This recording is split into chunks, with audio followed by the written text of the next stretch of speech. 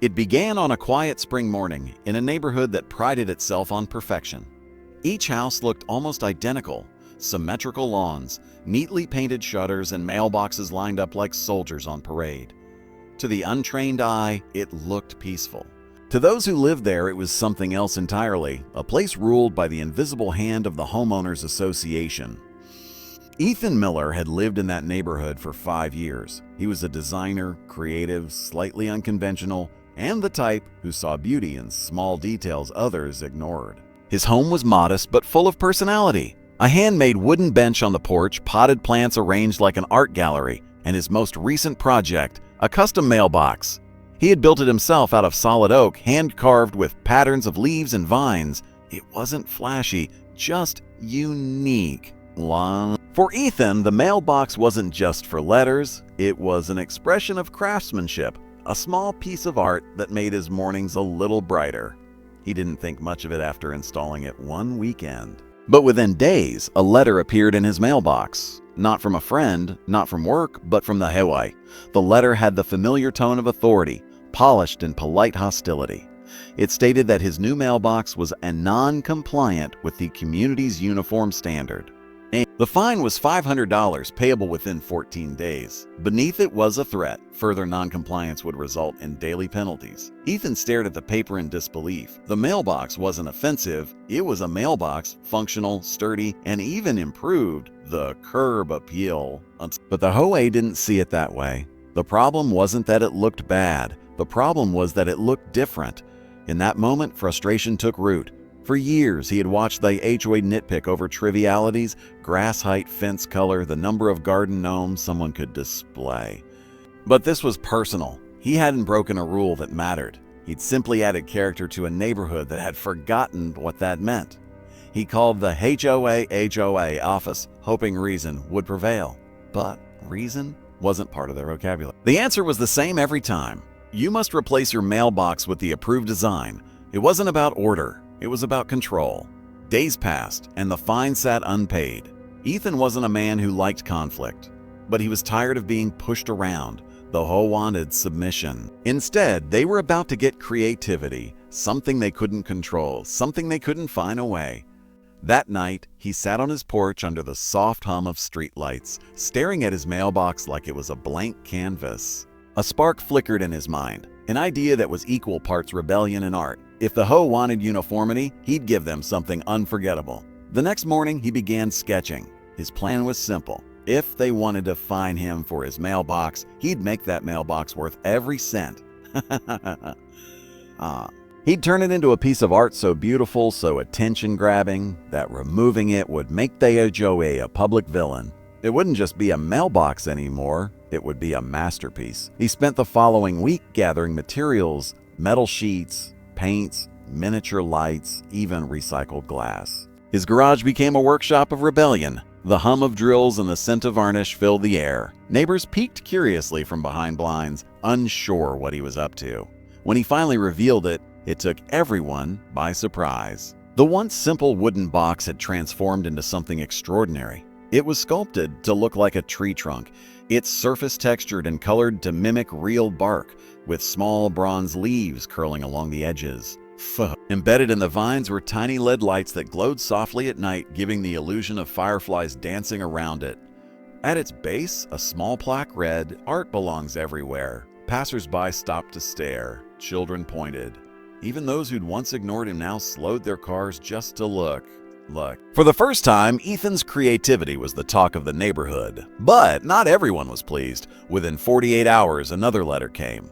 The police an act of defiance and increased the fine. They threatened to remove the mailbox by force if he didn't comply.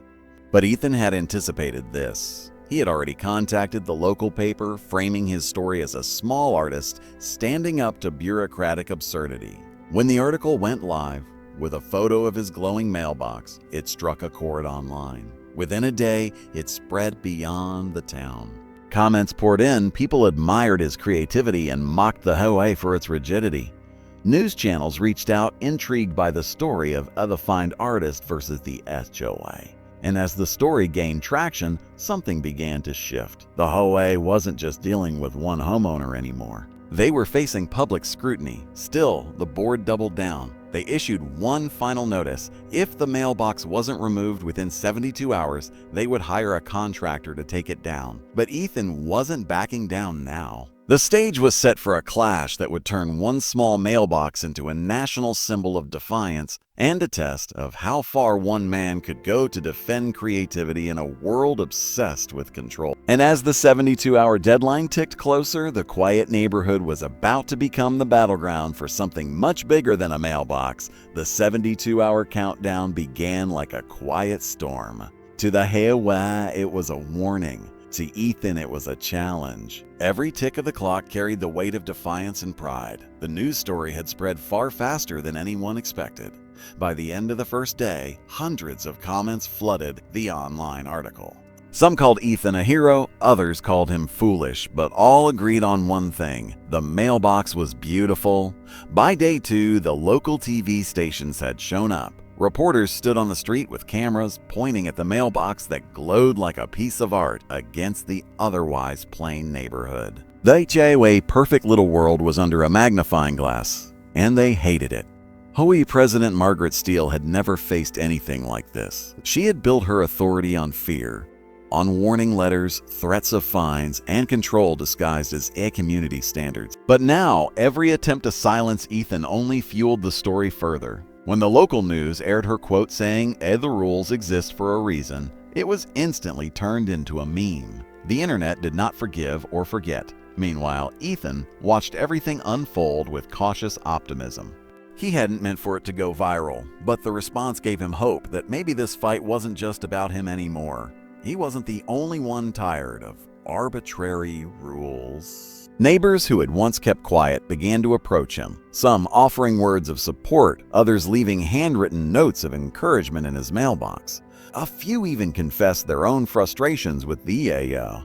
But Margaret saw this as rebellion, and she was determined to crush it all. On the third morning, OD board members arrived in a group, clipboards in hand, taking photos and muttering among themselves. They stood by the sidewalk like inspectors preparing for war. When Ethan came out to check the mail, they refused to meet his eyes. Their silence spoke volumes. It wasn't about the mailbox anymore. It was about control slipping through their fingers. That afternoon, a new letter arrived. This one was written in bold, almost angry font. It read, final notice. Immediate removal required. Failure to comply will result in heads HOA-led removal and additional fees. Ethan read it slowly, almost smiling. He knew what was coming, and he was ready. That evening, he made sure his cameras were set up. 3 of them, placed strategically to capture every angle. He wasn't going to fight them physically. He was going to fight them with the truth, recorded for everyone to see. As night fell, the street was unusually quiet. Only the hum of crickets and the soft glow from the mailbox lights filled the air. Inside his house, Ethan couldn't sleep. He kept checking the time, half expecting a truck to pull up in the middle of the night, but it didn't. Not yet. The next morning, the HOA acted. A landscaping truck arrived just after sunrise, carrying 2 workers with shovels and power tools. Margaret herself was there, clipboard in hand, her expression sharp and triumphant. Ethan stepped outside calmly, camera in hand, as the crew began to approach the mailbox. When they saw him recording, they hesitated. Margaret barked something, but her voice faltered when she noticed another sound. A car engine, followed by another and another. Neighbors were arriving, dozens of them. They stood along the sidewalk, phones raised, filming the entire scene. Some whispered, some smiled, others crossed their arms and waited. In that moment, the power balance shifted. It was no longer one homeowner versus the HOA. It was the entire neighborhood watching. Margaret tried to maintain control, but every command she gave was met with silence or the quiet clicking of camera phones. Ethan didn't say a word. He didn't have to. His silence said everything. Within an hour, a police car arrived, not because of violence, but because someone had called to report property destruction. The officer who stepped out took one look at the mailbox, then at the crowd, then at Margaret's red face. He asked for documents. Margaret waved her clipboard. Ethan handed over his letters and proof of ownership. The officer read carefully, then turned to the HOA president and said something that made her expression crumble. This isn't public property." The crowd erupted into murmurs. Margaret tried to argue, but the damage was done. The officer shook his head, handed the papers back to Ethan, and left without another word. The HOA crew packed up their tools and drove off. Margaret stood frozen for a long moment before storming away, her clipboard pressed against her chest like a shield. The neighborhood was silent for a heartbeat, and then applause broke out. People cheered. Some clapped Ethan on the shoulder. Others simply smiled at the mailbox that had just survived an attempted execution. The video footage spread faster than wildfire. Within 24 hours, millions had watched a HOA tries to destroy art mailbox get stopped by police. The internet sided with Ethan completely. Memes, reaction videos, even interviews followed. Ethan became an unwilling symbol of artistic rebellion, but he wasn't celebrating. He knew this wasn't over. Margaret had been embarrassed publicly, and she wasn't the kind of person to let humiliation slide. That night, Ethan looked out his window at the glowing mailbox, knowing the battle had only just begun. The HOA might have lost the round, but they were far from finished. And as the camera light blinked quietly on the porch, recording the peaceful street, he knew the real storm was still coming. The days following the confrontation were strangely calm. The HOA had gone silent, their weekly notices and warnings suddenly absent. For the first time in months, Ethan's mailbox stood untouched, glowing quietly at dusk as if nothing had happened. But Ethan knew better. Silence from the HOA was never peace. It was plotting. And somewhere behind the scenes, Margaret Steele was preparing her next move. The video of the confrontation continued to climb in views. Local news anchors called it the mailbox miracle, while online creators dissected every second of footage. Ethan's calm demeanor in the face of authority became a symbol of peaceful defiance. His social media inbox filled with messages from people all over the country sharing their own stories of HOA overreach. Artists, homeowners, and even lawyers reached out, some offering help, others simply expressing admiration. It was surreal. But while the world cheered, Ethan's neighborhood began to shift in subtle ways. Neighbors who had once followed every rule without question started to rebel too. One painted his front door bright red. Another replaced her plain fence with one covered in vines and flowers. Small acts of individuality spread like sparks across Maplewood estates. And Margaret hated it. To her, the order she had built was unraveling. Each painted door, each new decoration was a sign that her authority was slipping away.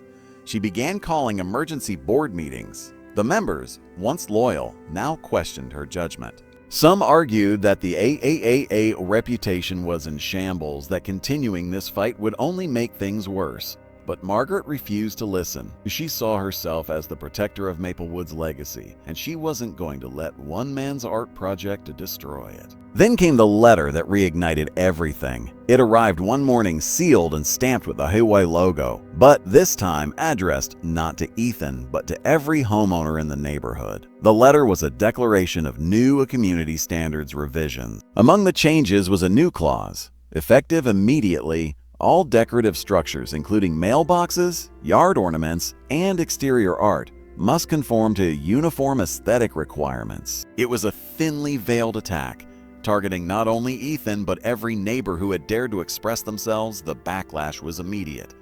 Dozens of residents gathered on driveways, waving their copies of the letter in disbelief. The same people who had once feared the HOA now stood openly defiant. They had seen Ethan win once. They believed they could too. That evening, Ethan stood on his porch watching the small crowds form, their voices echoing down the street. It wasn't chaos, it was unity. People were finally standing up. That night, someone posted a screenshot of the new HOA letter online with the caption, "They're doubling down." Within hours, it went viral again. This time, the internet wasn't just mocking the HOA, it was angry. Thousands commented, calling for accountability with hashtags demanding Margaret's resignation. News crews returned. Cameras lined the street. Interviews were requested. It was no longer a neighborhood issue. It had become a national story. Ethan, though still humble, realized the gravity of what was happening. What began as a $500 fine had turned into a movement. But while the world watched in fascination, Margaret's resentment grew into obsession. She began staying late at the HOA office, digging through bylaws and contracts, looking for anything she could use against Ethan. In her mind, this wasn't about rules anymore. It was personal. Days later, Ethan received another envelope. This one was thicker, more formal. It wasn't a fine. It was a notice of legal action. The HOA had filed a lawsuit against him, claiming his mailbox violated deed restrictions and devalued neighboring properties. Ethan stared at the papers in disbelief. It was absurd and desperate, but it was also dangerous. Lawsuits were costly, and the HOA knew it. They wanted to drain him into submission to win through exhaustion. Ethan took a deep breath and called a lawyer, one of the many who had offered to represent him pro bono. He wasn't alone anymore. The moment news broke about the lawsuit, the internet erupted again. Donations poured in. Supporters created hashtags. Artists drew illustrations of the mailbox, calling it the Tree of Defiance.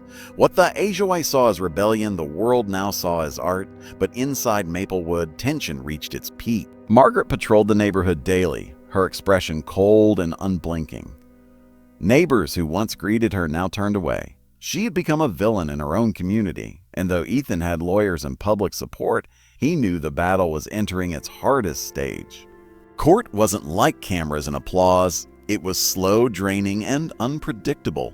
Still, he refused to take down the mailbox. It wasn't about winning anymore. It was about standing for something. The night before the first hearing, Ethan walked outside and sat beside the mailbox under the soft glow of its lights.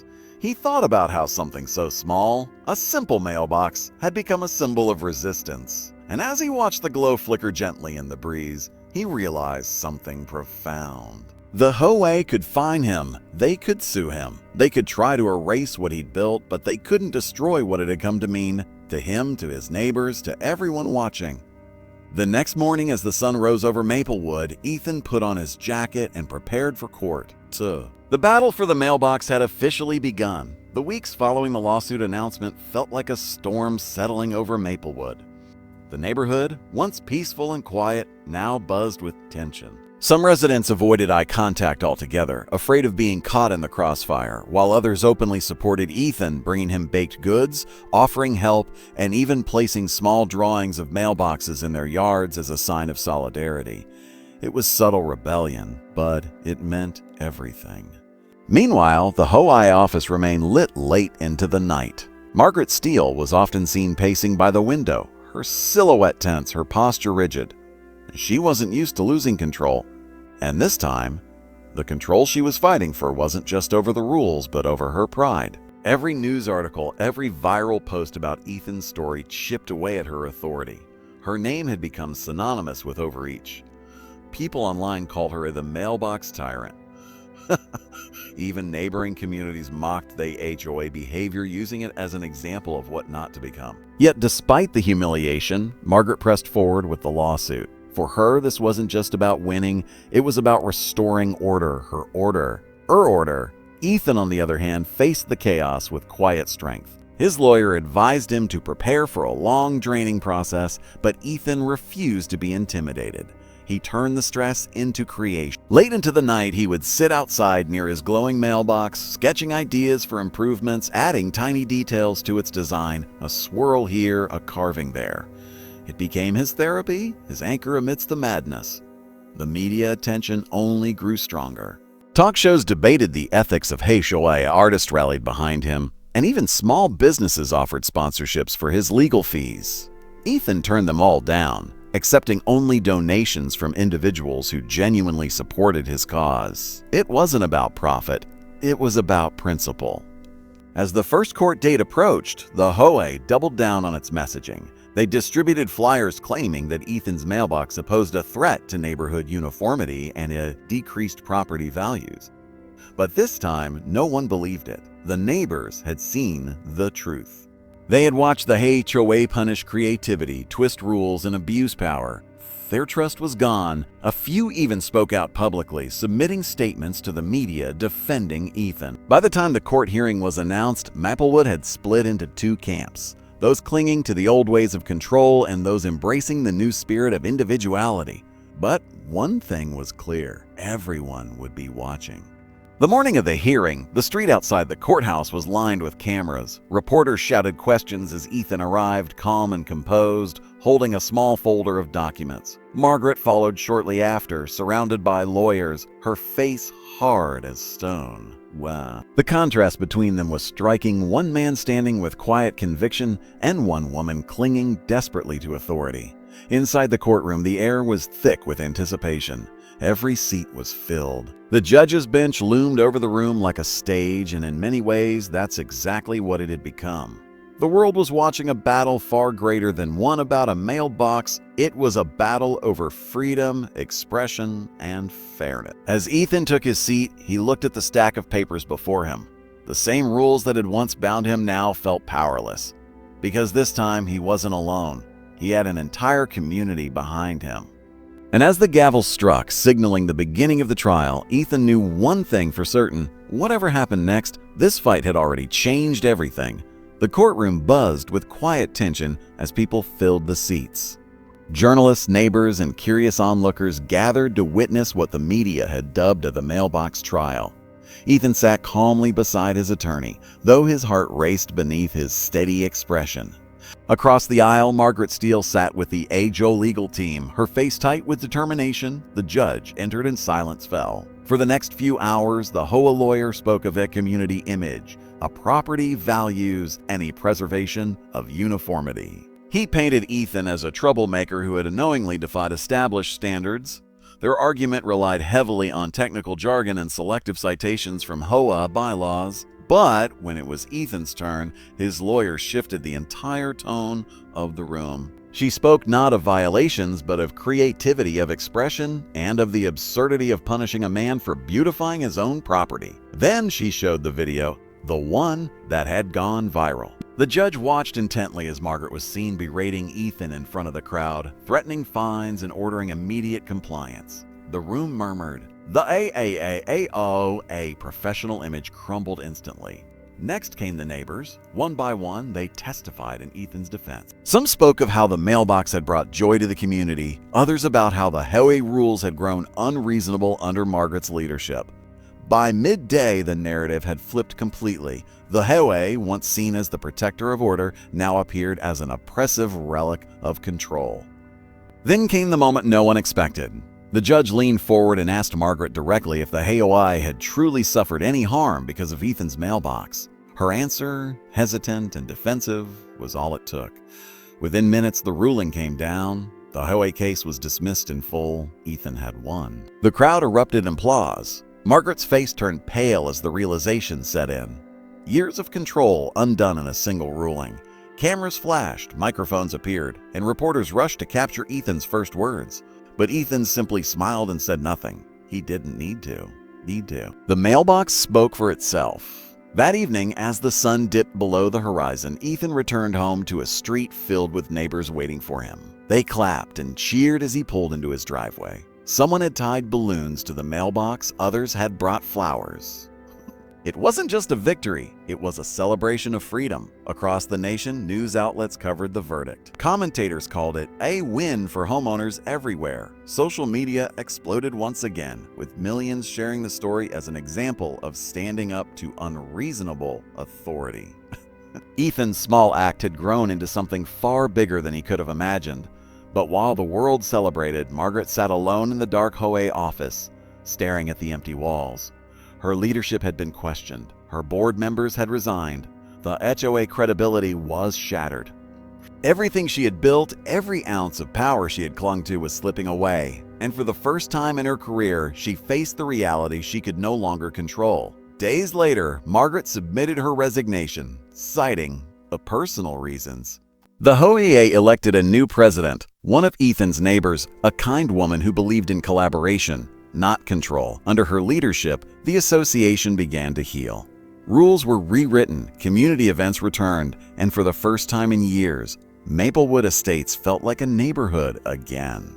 Ethan's mailbox remained untouched, now officially recognized as a community landmark. Tourists stopped by to take photos. Artists sketched it. Even local schools used it as an example of civic pride. The HOA that once tried to destroy it now printed it on their welcome brochures. The irony was poetic. One evening, months later, Ethan stood beside his mailbox once more. The glow still danced softly against the wood, illuminating the carved designs that had started it all. The air was peaceful. He thought about the journey, the fines, the threats, the court, the fear, and the victory. It had all led to this moment. Not just for him, but for everyone who had ever felt silenced by authority. Sometimes resistance didn't need anger or rebellion. Sometimes it just needed art. And as the lights flickered warmly in the quiet of the evening, Ethan smiled, knowing he hadn't just changed a rule. He had changed a mindset. Months passed, and life in Maplewood Estates began to find its rhythm again. The battles, the noise, the cameras all slowly faded into memory. Yet the echoes of what had happened still lingered in every corner of the neighborhood. Ethan's mailbox had become more than decoration. It had become a symbol of pride. Residents began to add their own touches to their homes, not out of rebellion, but out of inspiration. Where once conformity ruled, creativity now thrived. The new HOA leadership embraced it. Community art fairs were organized, featuring everything from painted fences to flower gardens. Maplewood, once known for its strict rules and cold perfection, was now being featured in magazines as the neighborhood that fought back. Ethan was invited to speak at homeowner events across the state, sharing his story about how a single mailbox had reshaped an entire community's culture. But despite the attention, he stayed humble. For him, the mailbox wasn't about fame or rebellion, it was about freedom. He still maintained it every weekend, sanding, repainting, adding new details that reflected the seasons. It had become part of his life, a quiet reminder that beauty often begins with resistance. Yet not everyone had forgotten the chaos. Margaret Steele had moved away quietly, leaving no forwarding address. Some said she had taken a job in another state. Others claimed she couldn't show her face in public without being recognized. Her downfall had become a cautionary tale across HOA circles nationwide. Online forums now use the term "a mailbox effect" to describe moments when homeowners collectively resisted unfair authority. It had become part of pop culture. Late-night shows joked about it. News outlets used it as shorthand for the power of community. What began as a $500 fine had become a movement for change. But Ethan didn't let the fame consume him. He continued living a simple life, tending to his yard, greeting his neighbors, and sipping coffee on his porch while watching the sun rise over Maplewood. The neighborhood was finally what it was meant to be: peaceful, united, alive. One morning, he found a letter in his mailbox, not from the HOA this time, but from a local art museum. They wanted to feature his mailbox in an exhibit called "Ordinary Objects, Extraordinary Stories." They even offered to commission a replica for display. Ethan laughed softly to himself as he read the letter. The very thing that once caused him so much stress was now being celebrated as art. It was poetic justice. He agreed to the exhibit, but with one condition: the original would stay exactly where it was, in front of his home where it belonged. Months later, people from all over the state began visiting Maplewood just to see it. Kids posed for pictures. Artists took notes. Some even left small thank you letters inside it, sharing their own stories of standing up for what's right. Ethan kept every one of them. They reminded him that courage doesn't always roar. Sometimes it simply stands its ground. As autumn rolled in, the leaves turned shades of gold and amber, mirroring the colors of the carved patterns on the mailbox. The air felt lighter, the streets livelier. Maplewood was no longer just a neighborhood. It was a story, a lesson, a legacy. And at the heart of it all stood a mailbox that once sparked a war and ended up uniting a community. Ethan looked at it one last time that evening, the warm glow of its lights reflecting in his eyes. What had started as punishment had turned into purpose. Like what began with conflict had ended in connection. And as the night settled in, one thought echoed quietly in his mind, a truth he had lived, not just learned. Sometimes the smallest battles create the biggest change. Years later, Maplewood Estate stood as a symbol of transformation. What was once a rigid, rule-obsessed community had become a haven of individuality and creativity. The story of Ethan's mailbox had spread far beyond the small town. It was now referenced in documentaries, homeowner conferences, and even college lectures about social change. Visitors still came to see it, though time had weathered its surface slightly. The wood bore tiny cracks, the paint had faded in spots, but somehow that only added to its charm. It was a testament to endurance. Ethan had grown older, his hair now flecked with gray, but his quiet pride remained the same. Every time he stepped outside, he'd see children pointing excitedly at the mailbox, parents explaining the story, and neighbors maintaining the gardens with a sense of shared pride. The HOA that once fined him had long since evolved into something entirely different. The current board focused on inclusivity, organizing events that celebrated diversity in design and expression. What had once been an institution of control was now one of community. And yet, beneath all the peace, Ethan sometimes reflected on how it all began, with a fine, a confrontation, and an act of defiance. He often wondered if things would have changed without that first spark, without the courage to stand firm against unfairness. His answer was always the same: no. Real change never starts with permission. It begins when someone decides they've had enough. One evening, as he sat on his porch, a young couple moved into the house across the street. They were new to Maplewood, unaware of the story that had shaped their neighborhood. When they saw the old wooden mailbox across the road glowing faintly under the porch light, curiosity drew them closer. They asked Ethan about it, and he smiled softly, sharing the short version of what had happened years ago. By the time he finished, they stood in awe, realizing they were part of a place built on the foundation of resilience and creativity. That night, as they unpacked boxes, they decided to paint their own mailbox, not to rebel, but to contribute. It wasn't about one man anymore. It was about legacy. And that legacy continued quietly, naturally, like roots spreading beneath the ground. The story of the mailbox lived on through every homeowner who dared to add a little color to their life. As seasons passed, Maplewood became famous not for its houses, but for its mailboxes. Each one unique, hand-painted, and meaningful. They called it the Street of Stories. Tourists arrived with cameras, families took photos, and the local newspaper featured it as a neighborhood that found its soul. Ethan never sought the spotlight, but he couldn't help feeling grateful for what it had all become. He often stood by his own mailbox, running his hand over the rough texture, feeling the grooves carved years ago. He could almost hear the echoes of that day. The arguments, the tension, the laughter that followed, the cheers after victory, all of it had led to this quiet beauty. As dusk settled, the lights inside the carved patterns glowed softly once more. The air carried a calm stillness, broken only by the faint sound of wind brushing through the trees. Ethan took a deep breath, a smile forming as he looked around the street that had once been a battlefield and was now a masterpiece. The HOA hadn't just been defeated, it had been transformed. And as he turned to go inside, he realized something deeper. Every act of defiance that came from truth and kindness plants a seed that grows far beyond one person's lifetime. His fight had ended long ago, but its lesson would never fade. Years after the storm had passed, Maplewood stood as a living testament to resilience, creativity, and quiet rebellion. The once feared HOA had evolved into a council of collaboration where neighbors worked together instead of against each other. What began as a neighborhood divided by rules had turned into a community united by pride.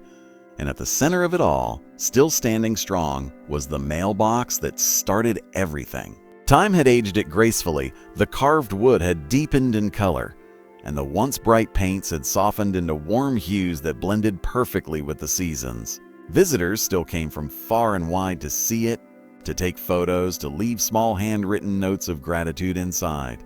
Some thanked Ethan for inspiring them to stand up against unfair systems. Others simply admired the art. The mailbox had become a symbol not just of defiance, but of hope. The idea that one act of courage can change everything. Ethan, now older, often sat on his porch in the evenings, watching the gentle glow of the mailbox lights as the sun dipped below the horizon. He'd sip his tea slowly, thinking about how strange it was that something so small had reshaped so many lives. He never sought fame or recognition, yet his story had traveled the world, shared in classrooms, on news channels, and across the internet. But for Ethan, the real reward wasn't the attention. It was the peace that had finally settled over Maplewood. The same neighbors who once feared letters from the HOA now gathered for weekend barbecues, their laughter echoing through the once silent streets. Children played freely, their chalk drawings decorating the sidewalks. Every home bore signs of individuality: painted doors, colorful fences, creative gardens, all inspired by the man who refused to let fear dictate beauty. One day, as Ethan tended to his front yard, a delivery truck stopped in front of his house. A young man stepped out, holding a small package wrapped neatly in brown paper. "It's from the museum," he said with a smile. Inside was a framed photo of the replica mailbox that now stood proudly in the State Art Museum alongside a plaque that read, "The Mailbox of Maplewood, proof that art can defeat authority." Ethan chuckled quietly, touched by the gesture. Ewan. He placed the photo on his mantle beside a collection of thank you letters he'd kept over the years. They were from strangers, people he'd never met, who had found courage through his story. That night, he walked outside one last time before bed. The air was cool, the street lamps glowed softly, and the mailbox shimmered faintly beneath the moonlight. He ran his hand along the carvings, feeling every ridge and groove that told a piece of the journey. It wasn't just a mailbox anymore. It was history, a story carved in wood, sealed with resilience.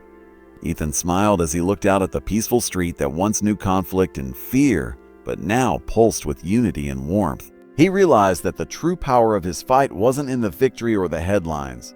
It was in the change it sparked, the conversations it started, and the courage it awakened in others. The HOA had fined him $500, hoping to break him. Instead, they had helped him build something that would last forever. As he turned to head inside, the soft wind carried a whisper through the trees, almost like the neighborhood itself was speaking. A quiet reminder that sometimes the smallest stand can leave the loudest legacy.